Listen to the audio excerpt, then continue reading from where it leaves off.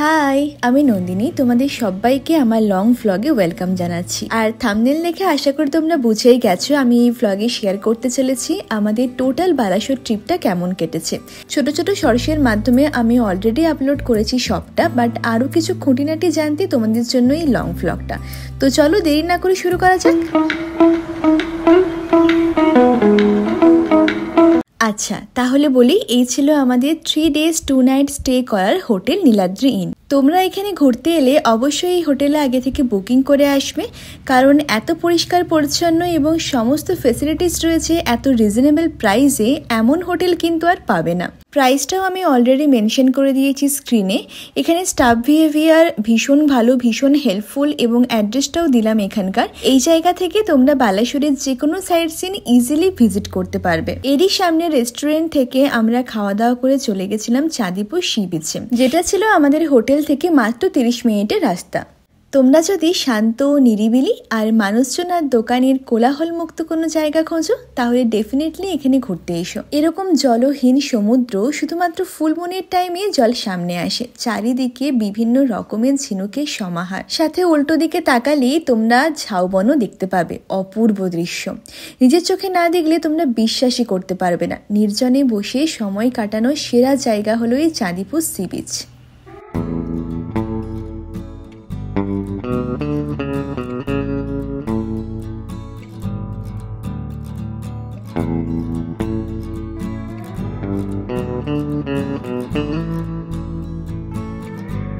Chandipur sea beach ঘোরা হয়ে গেলে সন্ধ্যেতে প্ল্যান রেখো একদমই সামনে কয়েক কিলোমিটারের মধ্যে থাকা এই ইমামি জগন্নাথ মন্দির দর্শনের।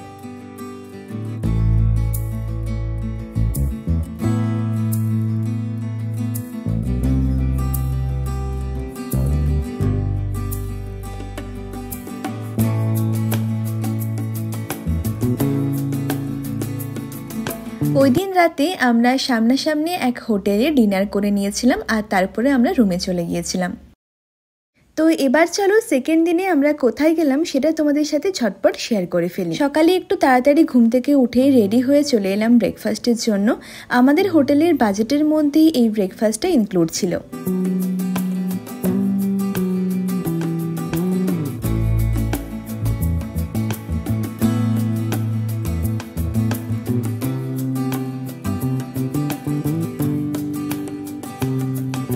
এখন আমরা দেবকুণ্ডের জন্য বেরিয়ে পড়লাম।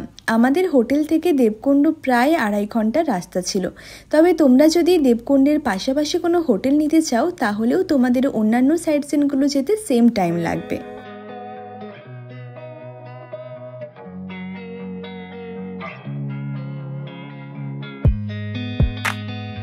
প্রায় সকাল 10:30 নাগাদ আমরা দেবকুণ্ডে পৌঁছে গেছিলাম। তবে এখান থেকে খুবই সমস্যার সম্মুখীন হতে হয়েছিল আমাদের। এখানের নিয়ম ছিল পার হেড 70 টাকার টিকিট কাটতে হয়, এরপর তোমাদের টিকিট নাম্বার ওয়াইজ একটি করে টোটো দেওয়া হয়। আমরাও তাই করেছিলাম, তবে ঘুরে আসা কোনো টোটোরই চার্জ ছিল না, তাই আমাদের 45 মিনিটস ওয়েট করার পর আমরা দেবকুণ্ডে পৌঁছেছিলাম।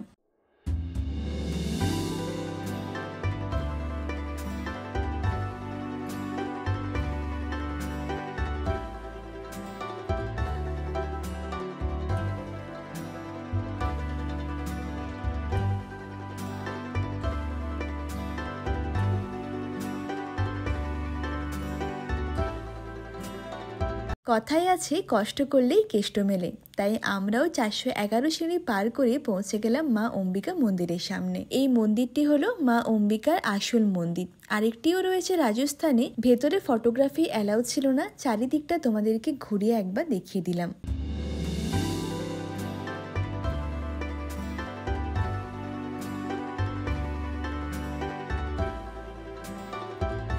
এবার যে প্রবলেমটা আমাদের সাথে হয়েছিল সেটা হলো, ঘুরে আসার জন্য না ছিল কোনো গাড়ি, না ছিল দূর দূরান্তে কোনো দোকান।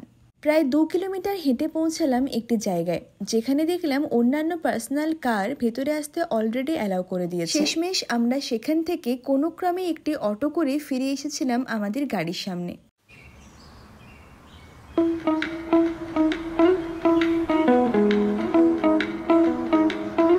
ওই দিনে এখানে সন্ধ্যেতে তোমরা কাছাকাছি ক্ষীরচোরা গোপীনাথ মন্দির কভার করতে পারো, তবে আমরা সেদিন আর বেরোইনি কারণ পায়ের অবস্থা ভীষণ খারাপ ছিল। রাতে ডিনার করেছিলাম আমাদের এই হোটেলের রেস্টুরেন্ট থেকে। ব্যাস ওই দিন আমরা এভাবেই কাটিয়েছিলাম।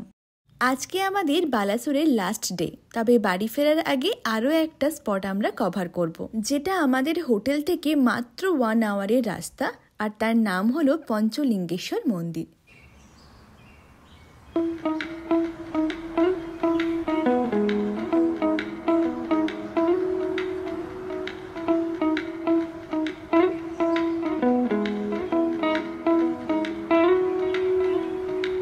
এই মন্দিরটি নীলগিরির পাশে দেবগিরি পাহাড়ে অবস্থিত এবং 311টি সিঁড়ি পার করে পৌঁছতে হবে মন্দিরের সামনে। কথায় আছে বনবাসের সময় ভগবান রামের স্ত্রী সীতা মায়ের দ্বারা এই শিবলিঙ্গগুলি স্থাপিত হয়েছিল, আর এই সমস্ত শিবলিঙ্গগুলিকে স্পর্শ করতে হলে ওই ঝর্ণার পাশে থাকা পাথরের ওপরে শুয়ে থেকে হাত ডুবিয়ে স্পর্শ করতে হবে। এ সত্যি এক অন্যরকম অভিজ্ঞতা, আর চারিদিকের পরিবেশটাও অপূর্ব সুন্দর ছিল। নেমে আসার সময় আশেপাশে এরকম অনেক দোকান রয়েছে।